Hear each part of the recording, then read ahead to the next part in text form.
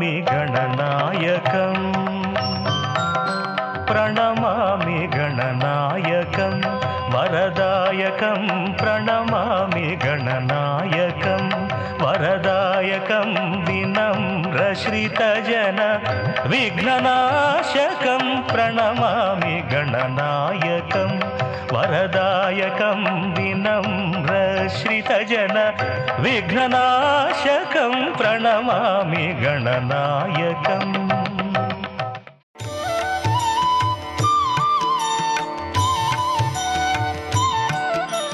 ఓం శ్రీ గురుభ్యో నమః. ఓం శ్రీ మాత్రే నమః. ఈటీవీ ప్రేక్షకులకి నమస్కారం. శుభమస్తు కార్యక్రమానికి స్వాగతం. శుభమస్తు కార్యక్రమంలోని గ్రహఫలం అంశంలో ద్వాదశ రాశుల వారి శుభాశుభ ఫలితాలు, ద్వాదశ రాశుల వారు ఎటువంటి పరిహారాలను పాటించాలి, అలాగే కార్యజయం కోసం, విఘ్న నివారణ కోసం గణపతి ఆలయాలు దర్శించుకునేటప్పుడు పాటించాల్సిన నియమాలు ఏమిటి అనే విషయాన్ని శ్రీరస్తు అనే అంశంలో తెలుసుకుందాం. ముందుగా నేటి పంచాంగం. స్వస్తి శ్రీ చాంద్రమాన శ్రీ పరాభవనామ సంవత్సరం, ఉత్తరాయణం, గ్రీష్మ ఋతువు, నిజ జ్యేష్ఠమాసం. ఈరోజు తిథి నిజ జ్యేష్ఠ బహుళ అష్టమి, ఉదయం 7:36 వరకు. తదుపరి నవమి తిథి ప్రారంభం. నక్షత్రం రేవతి, మధ్యాహ్నం 12:17 వరకు. రాహుకాలం మధ్యాహ్నం 12 గంటల నుంచి 1:30 వరకు. ఈరోజు అష్టమి తిథి కాబట్టి అనవసరపు భయాలు తొలగిపోవాలన్నా, అలాగే అనుకున్న విషయాలలో మీకు విజయాలు సాధించాలన్నా దుర్గాదేవి ఆరాధనతో పాటు అమ్మవారికి వడపప్పు పానకము నివేదన చేయటం వలన అనుకున్న అన్ని విషయాలలోనూ కూడా మీకు విజయం అనేది లభిస్తుంది. ఇక ఈనాటి గ్రహస్థితి ఏ విధంగా ఉందో పరిశీలిద్దాం. కుజుడు వృషభంలో సంచారము, రవి మిథునంలోను, గురువు కర్కాటకంలోను, బుధుడు వక్రగతిలో కర్కాటక రాశిలోను, శుక్రకేతువులు సింహంలోను, రాహువు కుంభంలోను, శని మీనరాశిలోను సంచరిస్తున్నారు. ఈ గ్రహస్థితి ఆధారంగా ద్వాదశ రాశుల వారి ఫలితాలు ఏ విధంగా ఉన్నాయో పరిశీలిద్దాం. ముందుగా మేషరాశి.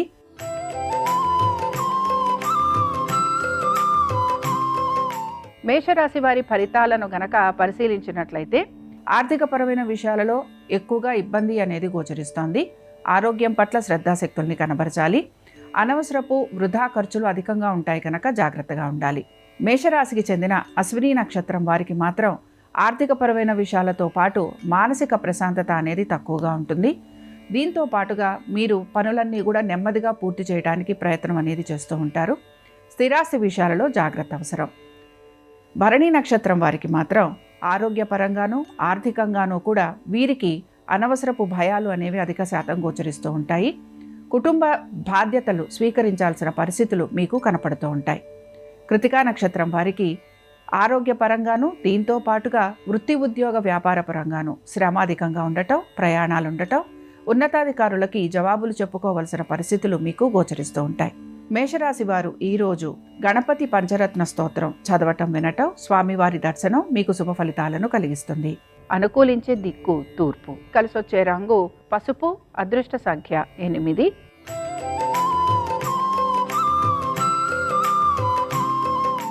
వృషభ రాశి వారి ఫలితాలను గనక పరిశీలించినట్లయితే ఆర్థిక స్థిరత్వం కోసం ఎక్కువగా ప్రయత్నం అనేది చేస్తూ ఉంటారు. వృత్తి ఉద్యోగ వ్యాపార పరంగా పెద్దగా మార్పులు అనేవి గోచరించటం లేదు. అయితే శ్రమ అధికంగా ఉండటం, ప్రయాణాలు ఉండటం వలన శారీరక బడలిక అధిక శాతం మీకు గోచరిస్తూ ఉంటుంది. కృతికా నక్షత్రం వారికి శ్రమతో పాటుగా ఆర్థికపరమైన విషయాలకు సంబంధించి ఒత్తిడికి గురి కావటం, కుటుంబ సమస్యలను ఎదుర్కోవాల్సిన పరిస్థితులు మీకు గోచరిస్తూ ఉంటాయి. రోహిణీ నక్షత్రం వారు ఆరోగ్యం పట్ల జాగ్రత్త వహించాలి.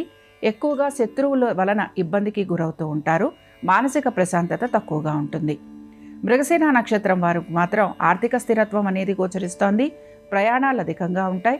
కుటుంబ సభ్యుల ఒక విద్య, వ్యాపారము వీటిపైన మీరు ఎక్కువగా శ్రద్ధను కనబరుస్తూ ఉంటారు. ఆరోగ్యం పట్ల శ్రద్ధాశక్తుల్ని కనబరచాలి. ఇక వృషభ రాశి వారు ఈరోజు గణేశుని ద్వాదశ నామావళి చదవటం, వినటం, స్వామివారి దర్శనం మీకు శుభ ఫలితాలను కలిగిస్తుంది. అనుకూలించే దిక్కు వాయువ్యం. కలిసొచ్చే రంగు తెలుపు. అదృష్ట సంఖ్య 4.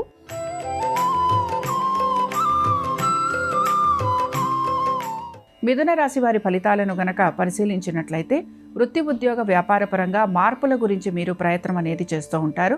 కుటుంబ సభ్యుల ఒక విద్య, ఉద్యోగ, వ్యాపారాలు, ఆర్థిక స్థితిగతులు వీటిపైన మీరు ప్రత్యేక శ్రద్ధాశక్తుల్ని కూడా కనబరుస్తూ ఉంటారు. మిథున రాశికి చెందిన మృగశిర నక్షత్రం వారికి శ్రమ అధికంగా ఉంటుంది. దీంతో పాటు సంతానము, వారి అభివృద్ధి గురించి ఆలోచన చేసే అవకాశాలు ఎక్కువగా గోచరిస్తున్నాయి. ఆర్థికపరమైన విషయాలలో స్థిరత్వం గురించి ఎక్కువగా ప్రయత్నిస్తూ ఉంటారు. ఆర్ద్ర నక్షత్రం వారికి వీరు నూతన పెట్టుబడుల వైపు ఆసక్తిని కనబరుస్తూ ఉంటారు. స్థిరాస్తులని వాటిని పెంచేందుకు ప్రయత్నం అనేది కొనసాగుతూ ఉంటుంది. పునర్వసు నక్షత్రం వారికి మాత్రం వృత్తిరీత్యా, వ్యాపార రీత్యా మార్పులు అనేవి గోచరిస్తున్నాయి. వివాహాది శుభకార్య ప్రయత్నాలు లాంటివి చేసే అవకాశాలు ఎక్కువగా ఉంటాయి. ఆర్థికంగా వీరికి అనుకూలత అనేది గోచరిస్తోంది. మిథున రాశికి చెందిన వారు ఈరోజు విష్ణు సహస్రనామాలు చదవటం, వినటం, స్వామివారి దర్శనం మీకు శుభ ఫలితాలను కలిగిస్తుంది. అనుకూలించే దిక్కు ఉత్తరం. కలిసొచ్చే రంగు ఆకుపచ్చ. అదృష్ట సంఖ్య 6.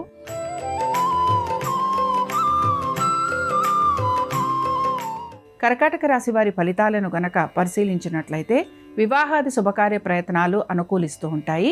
దీంతో పాటు సంతానము, వారి అభివృద్ధి గురించి ఆలోచన చేస్తున్న విధంగా మీకు మంచి సత్ఫలితాలు కూడా గోచరిస్తూ ఉంటాయి. ఇక కర్కాటక రాశికి చెందిన పునర్వసు నక్షత్రం వారు మాత్రం వివాహాది శుభకార్య ప్రయత్నాలు అనేవి అనుకూలిస్తున్నా ఖర్చులు అధికంగా ఉంటాయి.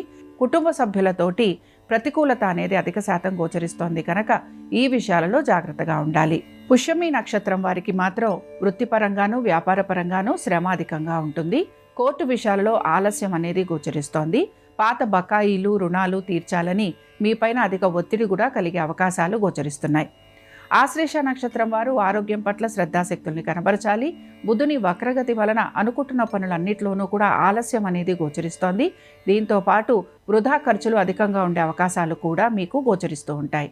ఇక కర్కాటక రాశికి చెందిన వారు ఈరోజు గణపతి పంచరత్న స్తోత్రం చదవటం, వినటం, స్వామివారి దర్శనం మీకు శుభ ఫలితాలను కలిగిస్తుంది. అనుకూలించే దిక్కు ఈశాన్యం. కలిసొచ్చే రంగు తెలుపు. అదృష్ట సంఖ్య 4.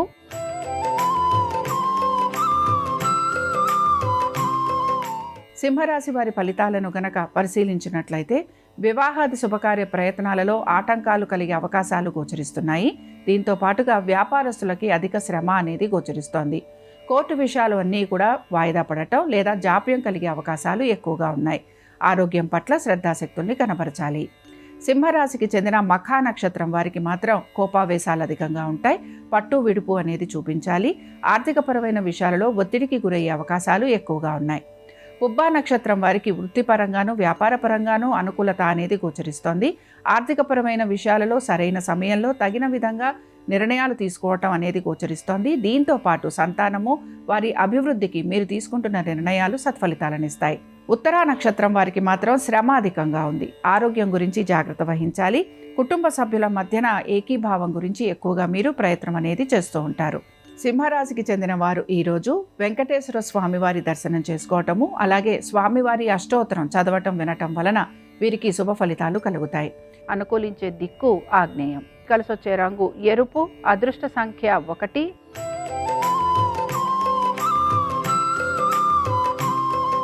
కన్యారాశి వారి ఫలితాలను గనక పరిశీలించినట్లయితే కన్యారాశి వారికి ఆర్థిక అనుకూలత అనేది గోచరిస్తోంది. మీకు కలుగుతున్న ఆటంకాలన్నిటినీ కూడా మీరు జయించేందుకు లేదా అధిగమించేందుకు ప్రయత్నం అనేది చేస్తూ ఉంటారు. ప్రయాణాలు అధికంగా ఉండే అవకాశం గోచరిస్తోంది.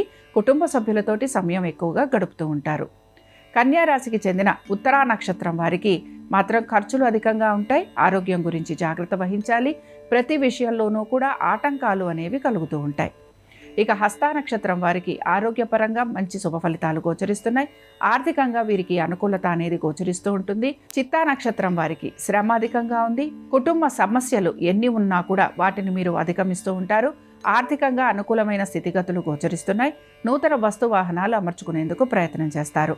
కన్యా రాశికి చెందిన వారు ఈరోజు గణపతి ద్వాదశ నామావళి చదవటం, వినటం, స్వామివారి దర్శనం మీకు శుభ ఫలితాలను కలిగిస్తుంది. అనుకూలించే దిక్కు ఈశాన్యం. కలిసొచ్చే రంగు పసుపు. అదృష్ట సంఖ్య 5.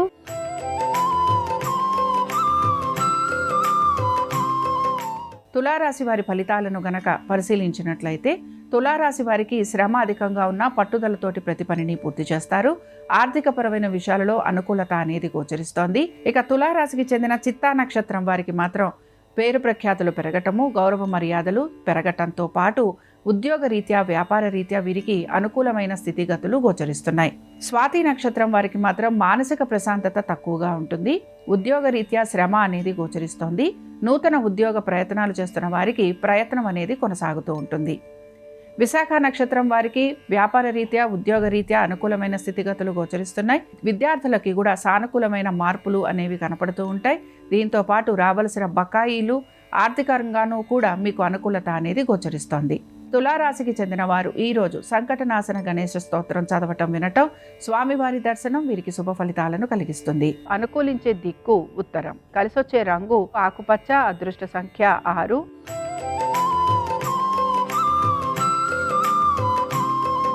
వృశ్చిక రాశి వారి ఫలితాలను గనక పరిశీలించినట్లయితే వృశ్చిక రాశి వారికి మాత్రం ప్రయాణాలు అధికంగా ఉండే అవకాశాలు గోచరిస్తున్నాయి.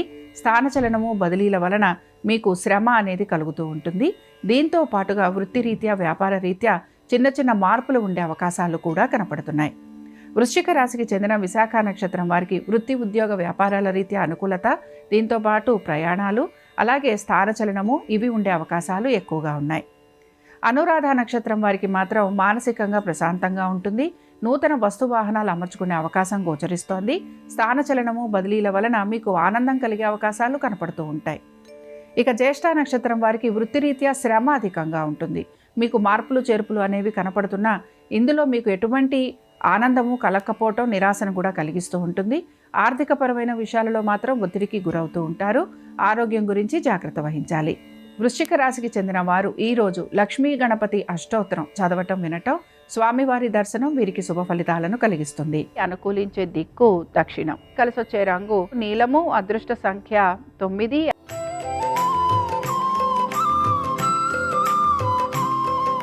ధనురాశి వారి ఫలితాలను గనక పరిశీలించినట్లయితే వృత్తి ఉద్యోగ వ్యాపారాల రీత్యా పెద్దగా మార్పులు అనేవి కూడా గోచరించడం లేదు.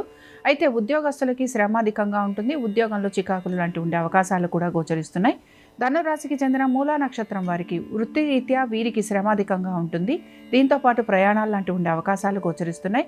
కుటుంబ సభ్యుల ఒక విద్య ఉద్యోగ వ్యాపారాలు వీటిపైన మీరు అధిక శ్రద్ధాశక్తుల్ని కనపరచాల్సిన పరిస్థితులు మీకు కనపడుతూ ఉంటాయి. ఇక పూర్వాషాఢ నక్షత్రం వారిని పరిశీలించినట్లయితే పూర్వాషాఢ నక్షత్రం వారికి మాత్రం ఆర్థికంగా అనుకూలత ఉంది. ఉద్యోగస్తులకి శ్రమ అధికంగా ఉంది. విద్యార్థులు కూడా విద్య పట్ల శ్రద్ధాశక్తుల్ని కనబరచాలి. ఉత్తరాషాఢ నక్షత్రం వారికి మాత్రం వీరికి దూర ప్రయాణాల గురించి ఆలోచన చేసే అవకాశాలు అయితే గోచరిస్తున్నాయి. దైవ సంబంధమైన కార్యక్రమాలలో పాలు పంచుకుంటారు.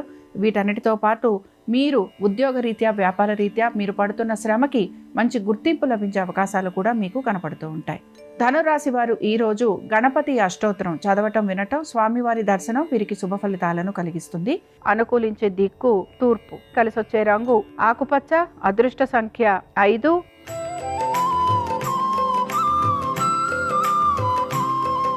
మకర రాశి వారి ఫలితాలను గనక పరిశీలించినట్లయితే మకర రాశి వారికి మాత్రం వివాహాది శుభకార్య ప్రయత్నాలు చేస్తున్న వారికి అనుకూలత అనేది గోచరిస్తోంది. మీ కృషికి తగిన గుర్తింపు కూడా లభించే అవకాశాలు కనపడుతూ ఉంటాయి. ముఖ్యంగా లాయర్లకి అలాగే విద్యా రంగాల్లో ఉన్న వారికి అనుకూలమైన మార్పులు చేర్పులు అనేవి గోచరిస్తున్నాయి. ఇక మకర రాశికి చెందిన ఉత్తరాషాఢ నక్షత్రం వారిని పరిశీలించినట్లయితే అనేక విషయాలలో మీకు విజయావకాశాలు గోచరిస్తున్నాయి. రైతులకి వ్యాపారస్తులకి అనుకూలత అనేది కనపడుతుంది. శ్రవణ నక్షత్రం వారిని పరిశీలించినట్లయితే వివాహాది శుభకార్య ప్రయత్నాలలో అనుకూలత, దీంతో పాటుగా ఆర్థిక విషయాలలో కూడా సానుకూలమైన మార్పులు చేర్పులు అలాగే పాత బకాయిలు రుణాలు తీర్చే అవకాశాలు కూడా మీకు కనపడుతూ ఉంటాయి. ఇక ధనిష్ట నక్షత్రం వారికి మాత్రం ఆరోగ్యం పట్ల శ్రద్ధాశక్తుల్ని కనపరచాలి. విదేశీ ప్రయాణాల గురించి ఆలోచన అనేది చేస్తూ ఉంటారు. వృత్తిరీత్యా వ్యాపార రీత్యా మార్పులు చేర్పుల గురించి ప్రయత్నం అనేది కొనసాగుతూ ఉంటుంది. ఇక మకర రాశికి చెందిన వారు ఈ రోజు సంకటనాశన గణేశ స్తోత్రం చదవటం వినటం, స్వామివారి దర్శనం వీరికి శుభ ఫలితాలను కలిగిస్తుంది. అనుకూలించే దిక్కు వాయువ్యం, కలిసొచ్చే రంగు తెలుపు, అదృష్ట సంఖ్య 2.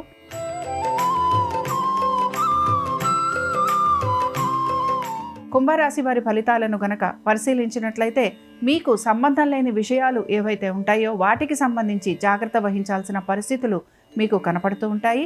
అలాగే ప్రతి పనిని కూడా మీరు జాగ్రత్తగా చేసుకోవాల్సిన పరిస్థితులు మీకు గోచరిస్తూ ఉంటాయి. ఇక కుంభరాశికి చెందిన ధనిష్ట నక్షత్రం వారిని గనక పరిశీలించినట్లయితే ప్రతి పనిలోనూ కూడా మీకు కాల వ్యయం అలాగే ధన వ్యయం ఇవి మీకు కనపడుతూ ఉంటాయి. ఆరోగ్యం గురించి జాగ్రత్తగా ఉండాలి. వివాహాది శుభకార్య ప్రయత్నాలు చేస్తున్న వారికి ప్రయత్నంలో ఆటంకాలు లేదా ఇబ్బందులు అనేవి గోచరిస్తున్నాయి. శతభిష నక్షత్రం వారిని గనక పరిశీలించినట్లయితే మీకు మీ శత్రువుల వలన ఇబ్బందులు కలగటము, కోర్టు విషయాలలో ప్రతికూలత అనేది ఎక్కువగా ఉండే అవకాశాలు గోచరిస్తున్నాయి. వ్యాపారస్తులకి శ్రమ అధికంగా ఉంటుంది, ధన నష్టం కలిగే అవకాశాలు ఉంటాయి. పూర్వభాద్ర నక్షత్రం వారిని గనక పరిశీలించినట్లయితే వ్యాపారస్తులకి ప్రతికూలత అనేది ఎక్కువగా ఉంటుంది. దీంతో పాటుగా రైతులు కూడా సమస్యలకి గురయ్యే అవకాశం గోచరిస్తోంది. అలాగే ఇతర వృత్తులలో ఉన్న వారికి ఆర్థిక సమస్యలు అనేవి కనపడుతూ ఉంటాయి. కుంభరాశికి చెందిన వారు ఈరోజు గణేశుని కవచం చదవటం, వినటం, స్వామివారి దర్శనం వీరికి శుభ ఫలితాలను కలిగిస్తుంది. అనుకూలించే దిక్కు తూర్పు. కలిసొచ్చే రంగు పసుపు. అదృష్ట సంఖ్య 8.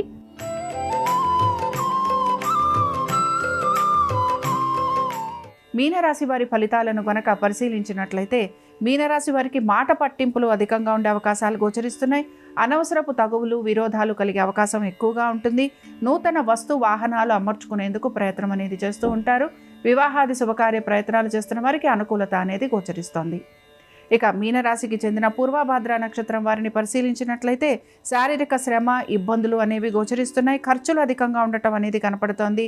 అలాగే మాట పట్టింపులు, విరోధము పెరిగే అవకాశాలు ఎక్కువగా ఉంటాయి. ఇక ఉత్తరాభాద్ర నక్షత్రం వారిని పరిశీలించినట్లయితే వృత్తి, ఉద్యోగ, వ్యాపారాలలోనూ అలాగే రాజకీయ పరంగానూ కూడా మీకు అనుకూలమైన స్థితిగతులు కనపడుతున్నాయి. ఇక రేవతి నక్షత్రం వారిని పరిశీలించినట్లయితే రేవతి నక్షత్రం వారు మాత్రం ప్రశాంతత కోసం ఎక్కువగా ప్రయత్నం అనేది చేస్తూ ఉంటారు. దీంతో పాటు వివాహాది శుభకార్య ప్రయత్నాలలో అనుకూలత అనేది గోచరిస్తోంది. అలాగే దైవ సంబంధమైన కార్యక్రమాలలో పాలు పంచుకుంటారు.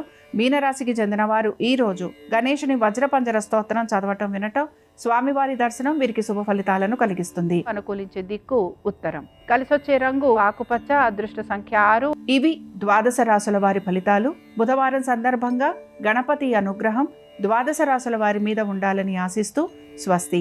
శ్రీరస్తు శుభమస్తు. బుధవారం సందర్భంగా సమస్త విఘ్నాలు తొలగింపజేసుకోవటానికి గణపతి ఆలయంలో ప్రత్యేకమైన దీపాన్ని వెలిగించాలి. ప్రత్యేకమైన విధి విధానాలు పాటించాలి. బుధవారం సందర్భంగా గణపతి ఆలయానికి వెళ్ళినప్పుడు గణపతి ఆలయ ప్రాంగణంలో కొబ్బరి నూనెతో దీపాన్ని వెలిగించుకోవాలి. అలాగే గణపతికి గరికపోసలు కలిపిన నీటితో అభిషేకం చేయించుకోవాలి. ఆ తర్వాత ఎర్రటి పుష్పాలతో గరికతో గణపతికి అర్చన చేయించుకోవాలి. గణపతి ఆలయంలో 5 ప్రదక్షిణలు చేయాలి. గణపతి ఆలయ ప్రాంగణంలో కూర్చొని సంకటనాశిక గణేష స్తోత్రాన్ని కానీ గణేష పంచరత్న స్తోత్రాన్ని కానీ పఠించాలి. ఇలా బుధవారం గణపతి ఆలయంలో ప్రత్యేకమైన విధి విధానాలు పాటించినట్లయితే విఘ్నాలన్నీ తొలగింపజేసుకొని కార్యసిద్ధిని పొందవచ్చు.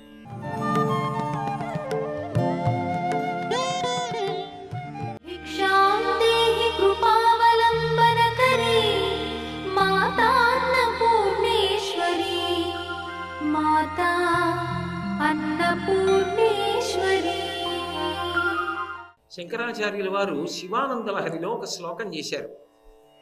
అందులో పరమశివుణ్ణి ప్రార్థన చేస్తూ ఆయన ఒక మాట అంటారు. కదా వాతాం దృష్ట్వా గిరిశతవ భవ్యాంఘ్రియుగళం గృహీత్వా హస్తాభ్యాం శిరసి నయనే వక్షసి వహన్ సమాశ్రిష్యాగ్రాయ స్ఫుట జలజగంధాం పరిమళా అలభ్యం బ్రహ్మాజ్యైః ముదమనుభవిష్యామి హృదయే అంటారు. అంటే అందులో ఆయన శంకరుడితో అన్నారు ఒక మాట.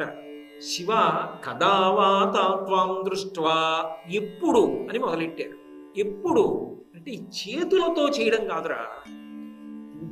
పూజ చేశాను మనసు ఎక్కడికో పోతోంది, ఇలా చేసేస్తున్నావు అని మన అనర కఠినంగా. తను ప్రశ్న వేసుకున్నట్టుగా చెప్తారు. కదా వా త్వాం దృష్ట్వా, నిన్ను చూడాలి. నిన్ను చూడాలి అన్న మాటకు అర్థం ఏమిటి? ఏది అక్కడ కనపడుతోందో అది చూడడమే కంటికి ధర్మం. అది కదిలితే చూడగలగాలి అంటే లోపల మనసుతోనే మీరు పట్టుకోవాలి. అందులో ఆయన ఏమన్నారు? ముక్తాహార విడంబమాన విలసద్వక్షోజ కుంభాంతరి అన్నారా లేదా? ముత్యాలహారం గురించి.